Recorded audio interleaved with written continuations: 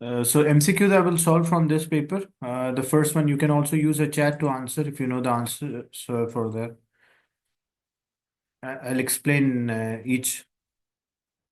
Which of these gases would have a greater standard molar entropy? So entropy or a disorder depends on what? It depends on the temperature. It also depends on the number of the particles as well, like how many particles are there.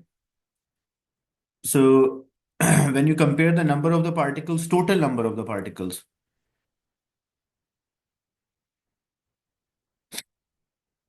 So when we compare how many atoms are there in this one, we have four atoms are there, and how many total number of particles like electron. You can consider only electron because, or you can also consider proton. That's also fine because obviously if electron number is greater or proton number is greater, so overall number of particles will also be large. So there are four atoms are there, and how many total? Because nitrogen is seven and hydrogen is 1 multiplied by 3, so total 10 electrons are there. Hydrogen, two atoms, and how many electrons? 1 multiplied by 2, so it will have two electrons only. For nitrogen, there are 7 multiplied by 2, so 14. There are two atoms and 14 because 7 multiplied by 2. And for sulfur dioxide, three atoms are there, but how many? Sulfur is 16 plus oxygen is 8 multiplied by 2, so 32 electrons are there. So even though sulfur dioxide is having the least number, less atom, like it has three atom compared to other, but the main factor is the total number of the particles. So when we work out the total number of particles, sulfur dioxide is having a greater number of particles. So it's like total number of the particles which are present, but you can also compare electron. If the electrons are more, obviously that the total number of particles will also be higher.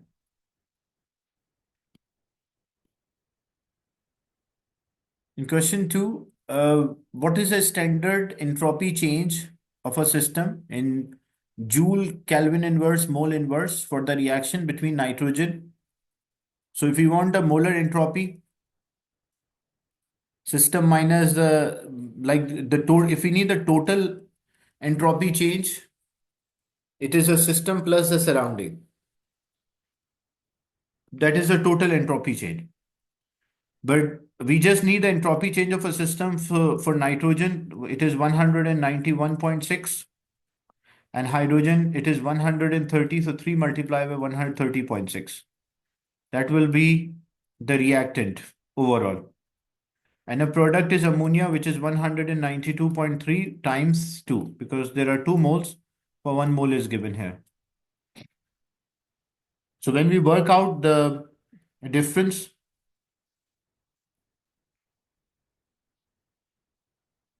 so when we work out the difference between this, means the product minus the reactant. So what we will get? We will get a negative 198.8. So A will be the right answer for this.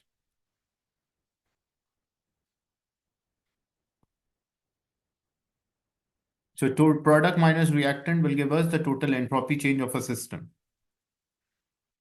In question 3, the enthalpy change of a solution of a sodium sulfate may be calculated using three pieces of data. Which of these is not required?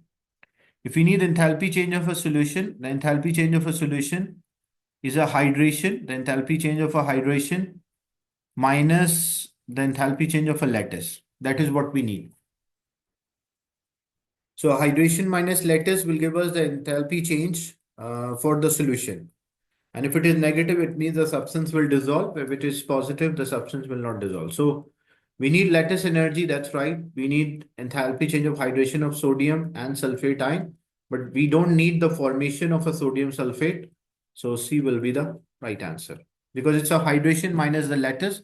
And hydration is for individual ion, like when sodium ion hydrate and sulfate ion hydrate, how much energy will be there.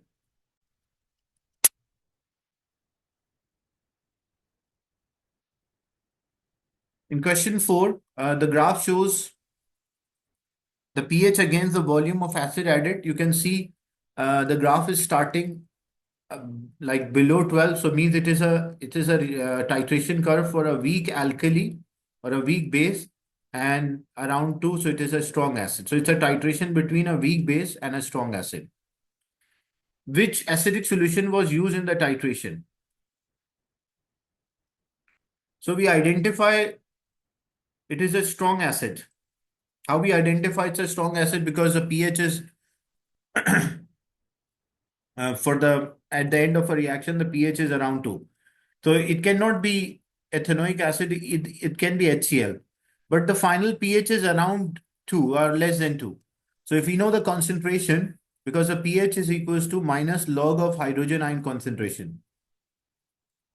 So the hydrogen ion concentration, what will the hydrogen ion concentration if the solution was having a pH of point HCl molecules, the concentration is zero point 0.1.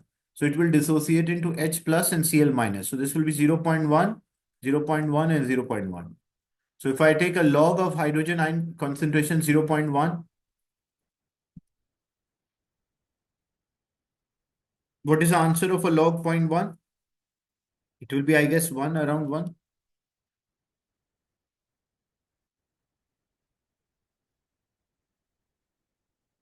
Log of zero point 0.1. Yeah, 1 is there.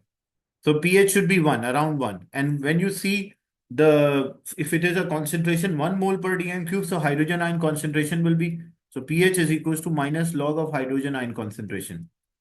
So it will be minus log of 1. What is the minus log of 1? So log of 1 is 0. It means that the titration curve should be like this on 0. So this indicate that this is not a like a 1 mole, and it will be too acidic, like zero point 0.1 mole per dm cube concentration. The pH should be around 1. So that's why we select C as an option. Next, we have which basic solution is used. So which basic solution should be used? It should be a weak base. Group 1 are strong bases. And when you compare a barium hydroxide,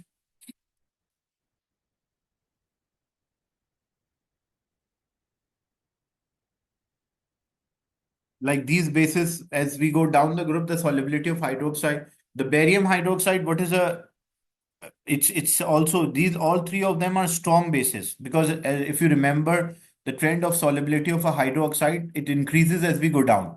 Group 1 hydroxides are strong, but even for group 2, like we have at the top of a group, we have beryllium hydroxide, then we have a magnesium hydroxide, then we have a calcium hydroxide, and then we have strontium hydroxide. So as we go down the group, the solubility increase. So it will dissociate into more hydroxide ion. So the pH will increase, like it will be strong. But according to titration curve, it's a weak base as it was not starting from 13. So that's why we select ammonia as a right option. Students suggested 5 indicators that might be used in this titration. How many of these indicators would be suitable?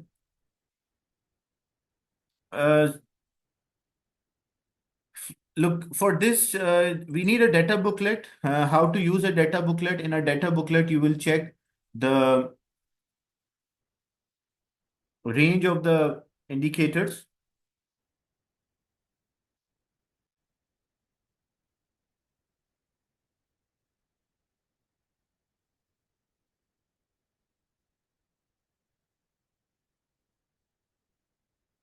These are the electrode potential which we need for the, here we have indicators. So we have to check how many of these indicators could be used.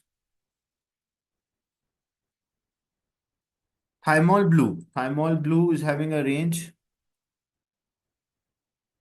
Thymol blue is having a range from 8 to 9.6. So can we use a thymol blue? We have to check the vertical region as well.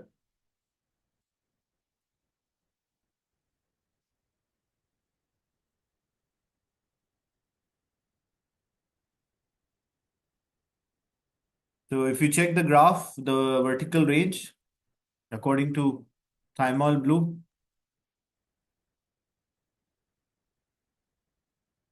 The vertical range is from the vertical range is approximately, it gets straight from 8 approximately to 2. So I want the indicator to be in this range, vertical range. But if you see the thymol blue, the range of a thymol blue is from 8, like 9.6 and 8. So it means its upper range is not in the limit. So it means the thymol blue is not the suitable one. When we check the second one, methyl orange, so thymol blue is not suitable. Methyl orange, range from 3.2 to 4.4. So it is within the range. So we can say we can use thymol blue. We can use methyl orange, I mean. Then bromophenol. We'll check the range of a bromophenol. Bromophenol is 2.8 to 4.6. Again, it is within the range. So yes, we can use that as well. Bromoceresol green. Bromoceresol green. Range from 3.8 to 5.4. Again, it is in a vertical range. So yes, I can use that as well. Then phenolphthalein. What is the range of phenolphthalein? Phenolphthalein 8.2 to 10. Again, it is beyond my range. Like it is, I need from 8 to 2, but it is not within the range. So it means I cannot use phenolphthalein. So how many of these indicators could be used? So we can use 3 of them. Is it clear?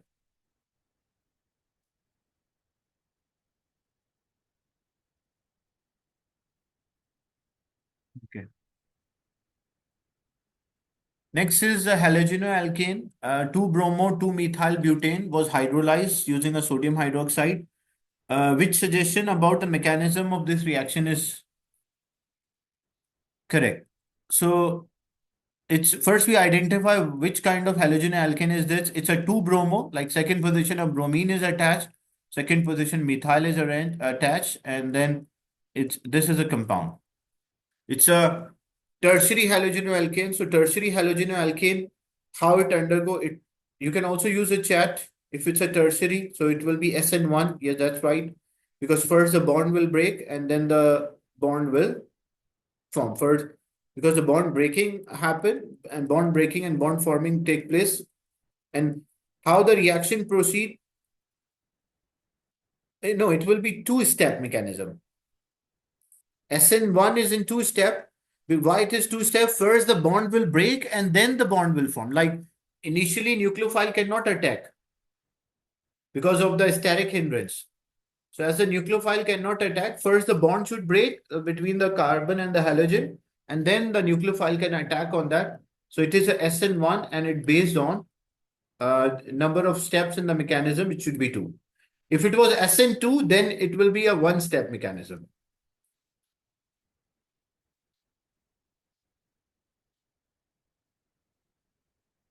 So 2 steps are there.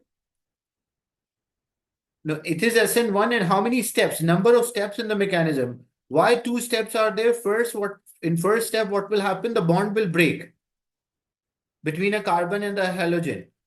So it will form that is the first step. A carbon cation is formed in the first stage. And then the nucleophile will attach. So that is the second stage. That's why it's 2. If it was SN2, then it will be 1. The number is steps in the mechanism will be 1 only because we show bond breaking and bond forming at the same time. In question 6, the nitrogen monoxide and a hydrogen react together to form a nitrogen and a water. The step in the mechanism of the reaction are shown far, slow, fast. Which statement about the reaction is correct? First thing, whenever the rate determining step, the slowest step is a rate determining step. So the slowest step is this. So it means if I write the rate equation, rate of a according to the rate equation, rate is K times the concentration of the reactant. So it is N2O2 and hydrogen. And this N2O2, this N2O2 is formed by the combination of the two NO. So I can replace this N2O2 by this one. So this is a rate equation now. So which statement about the reaction is correct? First, which is a rate determining step? Step 2 is a rate determining step. So either C can be an answer or D can be an answer. And what about the overall order of the reaction? The overall order of the reaction, because here it is 1 and here it is 2. So total 2 plus 1, what it makes? It makes 3. So this is overall third order reaction. So D should be the right answer for this. Is it clear, this one?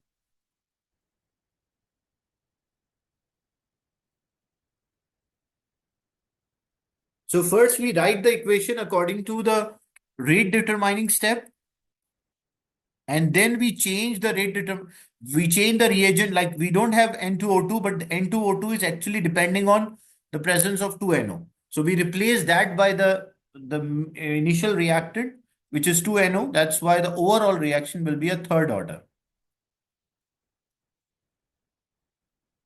Arrhenius equation can be shown as, you can see a graph can be plotted between L and K against 1 over T.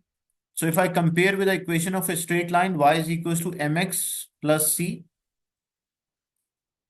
mx plus c. So on y-axis, if I have 1 over t, x-axis I have ln k, my gradient will be equals to minus Ea over r.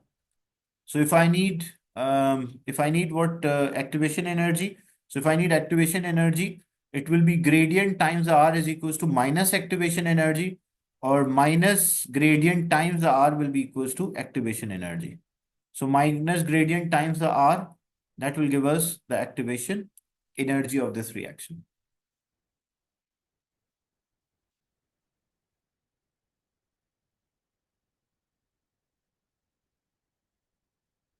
The compound menthol has a structure, you can see.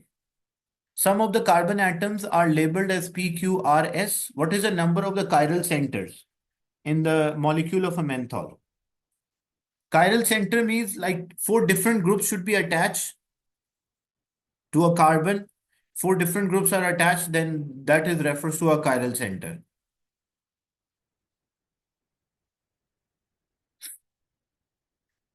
And some of the carbon atoms are labeled what is the number of the chiral center in the molecule of menthol? If you check this one, here is CH3, here is a group attached overall, here's another group attached, and hydrogen is there. So means this is a chiral center. So this can be a chiral center. This cannot be chiral center. What about this one? OH is there. So this can be a chiral center. This can be a chiral center. This is not a chiral center. This cannot be, like this cannot be chiral center. What about this one? Cannot be chiral center. What about this one? Cannot be chiral center. Because to be a chiral center or a chiral carbon, 4 different groups should be attached to the carbon. That will be a chiral center. And if you want to know number of the stereoisomers, like optical isomers, it's 2 raised to power n, where n is a number, like how many isomers, stereoisomers are possible. If I have 3 chiral carbons, so 2 raised to power 3, which is equals to 8. For a chiral, we focus on entire group, right? Or just a neighbor? No, we focus on the entire group. Entire groups, entire surrounding around it. Not the neighbor. Neighbor might be same. Like if you see this is CH2, this is also CH2. Neighbors are same, but we check the overall entire. So neighbor might look same, but you recognize by the overall chain. Okay.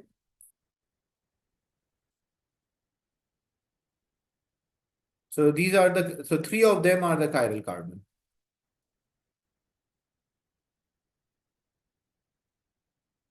Then which of the carbon atom is responsible of a peak at 72 ppm in carbon 13 spectrum of a menthol? Carbon 13 spectrum, like which carbon environment is different? That is what we have. That is what the question is.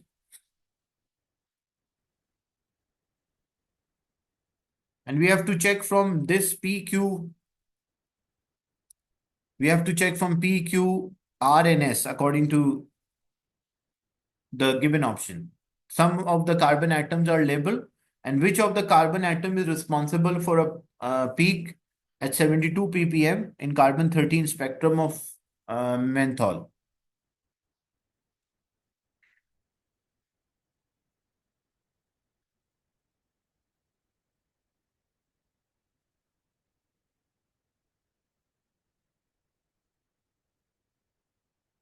Even without using a data booklet, I can answer that question. Like how I can answer, I just have to check which is a different environment of the, because if they're attached with a carbon chain, definitely they have the same range. Like this P, the neighbor of the P is carbon, but neighbor of this one is not carbon, it is oxygen. Or rest all of them, their neighbors are carbon. For when we check R, neighbor is carbon. When we check P, the neighbor is carbon. When we check S, the neighbor is carbon. So which carbon is different? That's why they specifically ask. So which carbon is different? Yeah, so the different this carbon Q is different from others. That's why we selected Q. Yeah, we just have to work out the odd one because all other carbons are in terms of their surrounding, their neighbors are same. But for Q, the neighbor is a different one. That is what we have to identify. In part C, four groups of students warmed a sample of menthol with the sodium dichromate. Sodium dichromate is an oxidizing agent. Itself, it will be reduced. So 2,4-dinitrophenyl hydrogen. Look, um, Dentic shows which group recorded the result? Recorded the result you expected. You would expect. So look, it's a primary, it's a secondary alcohol. As you can see here, this is a secondary alcohol, so this will be oxidized to ketone. If it is oxidized to ketone, if it is aldehyde or a ketone, it will always give a positive result with 2,4-dinitrophenyl hydrogen. So this will be correct. But if we warm with Fehling or Benedict solution, it because it's an it is a ketone. When it is oxidized to ketone. Ketone does not give a positive result. And if we add PCl5, because it is already being oxidized. Like initially it was alcohol, but now we add oxidizing agent and then we add PCl5. It has converted into ketone, and ketone does not react with alcohol, does react with PCl5, but ketones cannot react. So it's a ketone now, not an alcohol. That's why group 2 is correct. If PCl5, no, PCl5 can react with both alcohol and carboxylic acid. But if you read the question, in the question, first student already added this oxidizing agent. So menthol with sodium dichromate is already done. And then the product, so menthol with oxidizing agent, so it means it has already converted into a ketone. And a ketone does not react. If it was a PCl, if this was a compound, this will be a positive result. This will be a positive result. This will also be a positive result. If this was a compound only. But because we have already oxidized the compound and converted into a ketone, so this won't react, only 2,4-dinitrophenyl hydrogen will react. What will be the product for alcohol? If it is reacting with an alcohol, so this OH will be replaced because usually like if we have a carbon chain is there, an alcohol is there and we add PCl5. So the product Cl will take position of a hydrogen. So it will be ROCl plus POCl3 plus HCl, misty fumes will be there. So this ROCl is a acyl chloride.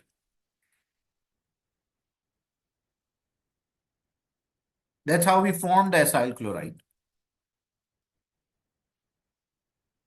In question 9, the substance known as PHBV is a biodegradable polymer formed by 3-hydroxybutanoic acid and 3-hydroxypentanoic acid.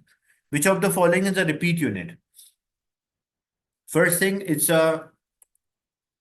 should be a condensation polymer. If it's a condensation polymer, one side it should lose its H, the other side it will lose its OH.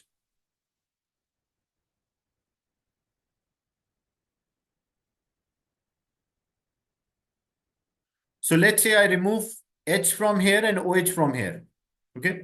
So this is a one, this will be a branched one because this OH is removed. This H is removed. So O is there. Then this carbon is this carbon. Then this one will be the branch. Then I'll have this. So C double bonded with O. This OH is removed and again this will be there. Like they will link with each other. So this will be, because one side I remove OH, so other side I will remove H and then OH. So this oxygen will be there linking. And now these are the two branches. So like ethyl branch will be there. Then this carbon, 1, 2, then 3 double bonded with O, and then OH is removed. So if this is one possibility, this is a one possible structure. I remove OH and I put a bracket here and put a bracket. Now I will check if it start with oxygen. Does it match? Because you have to check according to if it start with oxygen. Either you can remove OH, H from first and OH last, or you can remove OH first and H last. But if first I remove OH, H from the first and OH from the second one. How I got this structure C? Because these are the groups which will react with each other. This OH, if I remove H from here and OH from here, and if I remove H from here and OH from here. Now I will draw. So this is oxygen here. So this is oxygen. Okay. This is linked with a carbon. So oxygen linked with a carbon. I'm here. Then this branch is there. So this branch is there. I drew down.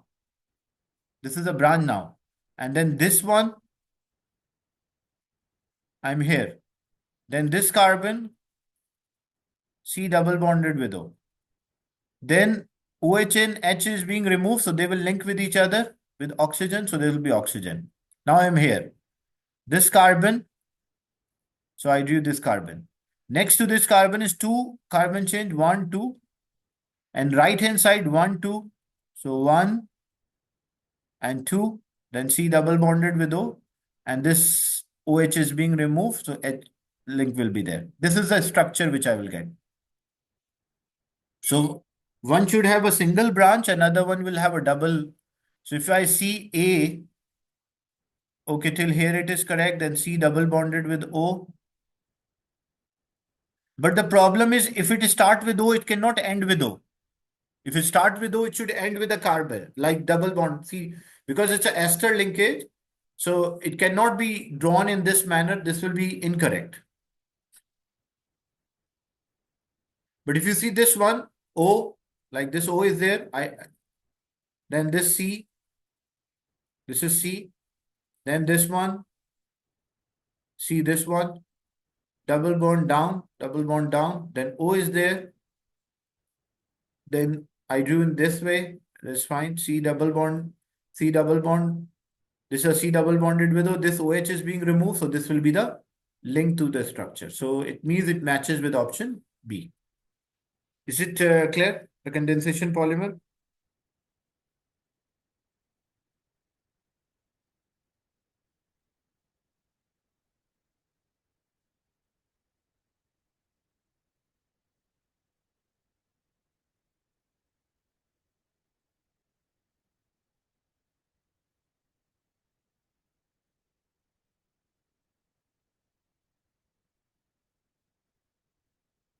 What reaction occur? Biodegrades to its monomer, because if it's a condensation polymer, the reverse reaction is called hydrolysis. So by hydrolysis means like breakdown of the substance. Forward is a condensation, backward will be the hydrolysis.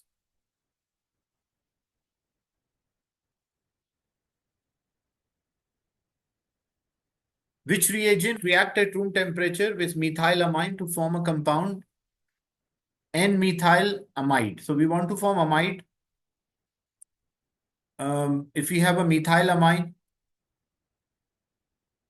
and we react with, this is a ketone, because whenever we want to form, because it's a amide, so which substance amide is when it is reacting with the acyl chloride, because in acyl chloride it will be CH3, C double bonded with O and Cl. This will be partial negative. Here is partial positive. In NH2, NH will be partial, till here it will be partial negative and hydrogen will be partial positive. So this whole will be replaced by this negative, partial negative. So we have CH3, C double bonded with O. In place of Cl, we will have NH and then CH3. So what is this compound? N-methyl, because with nitrogen, methyl group is attached. And then we have two carbon atoms are there. So it will be eth and amide. Is it clear? The formation of amide.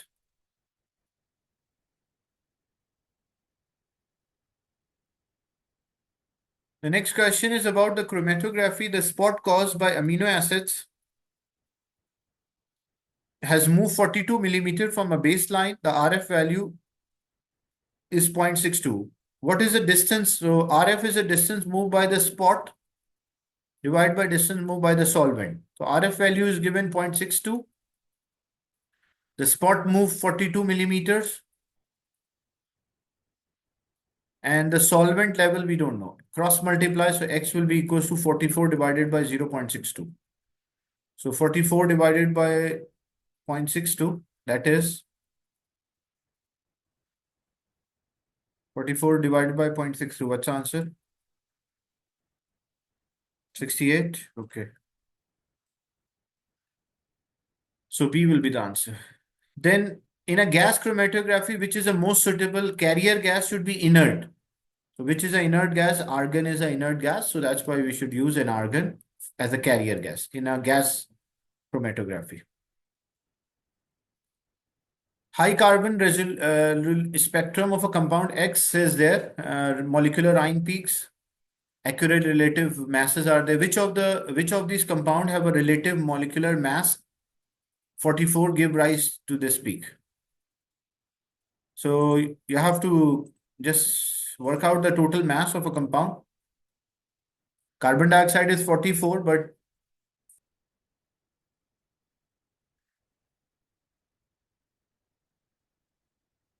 it's about the high resolution high resolution mass spectrum of a compound X has a molecular ion peak of, so yeah, the accurate masses are given. So what you have to do, you have to put the substitute, like example, how many carbon are there? 1, 2, 3, 4 carbon. So 4 multiplied by the sorry, 4 hydrogen, I mean. Accurate mass you have to use and work out the total should be 44.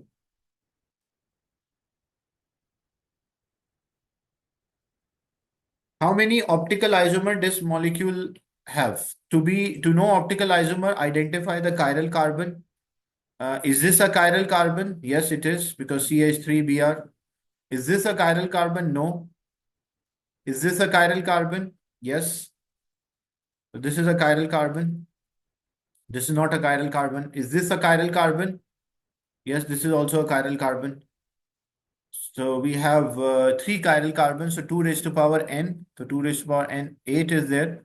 So it means this molecule contains 8 optical isomers.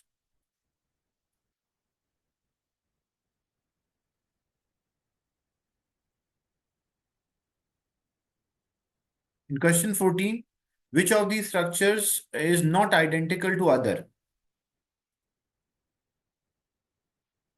Structure A, B, C, D. Actually, optical isomers are they shown.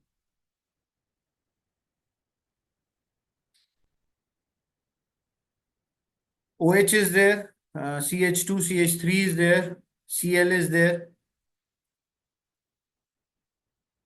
If you see the compound in the main structure,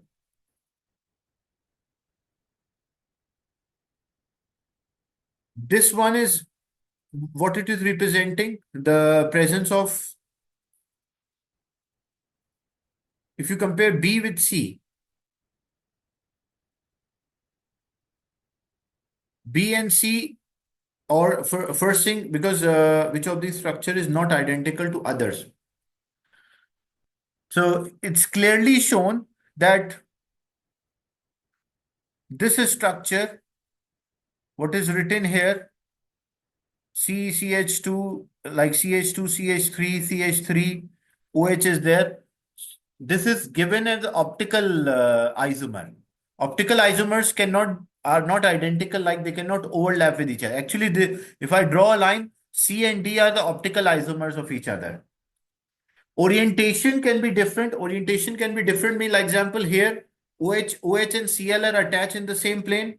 Here, OH and Cl are attached on the same plane. Here, OH and CH3 are attached in the same plane. So we can change their planes. And here CH3 is in. Here CH2, CH3 is in. Here CH3 is out. Here CH2, CH3. So orientation can be changed because a carbon form four covalent bond. Two of them are in the same plane. One is in and one is out. I can connect, like example, I can be W, X, Y, Z. It can be W here, X here, Y here, and Z here. These are identical. But what if I draw optical isomer, like if I draw exact mirror image of this one, then they are not identical because they cannot overlap with each other. So actually, if you see, C and D are optical isomers of each other. So D is the optical isomer. That's why we selected that D is not identical as the other structure. Is it clear?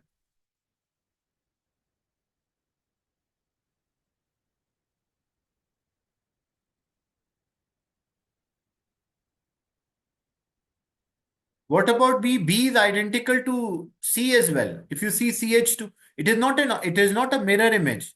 If B was a mirror image, then CH2, CH3 should be here.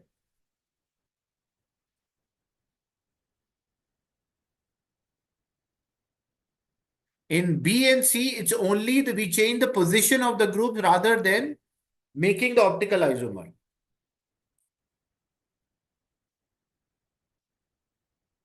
So these structures B and C, A and C are identical. A and B is also identical in terms of, because why we call them are identical, because we just change the positions. So changing the orientation is not making difference. If it's a mirror image, that makes a difference. So D is actually a mirror image of ABC and exactly a mirror image of D. Exactly a mirror image of C, but we can change orientation and it will come out as a mirror image of others as well.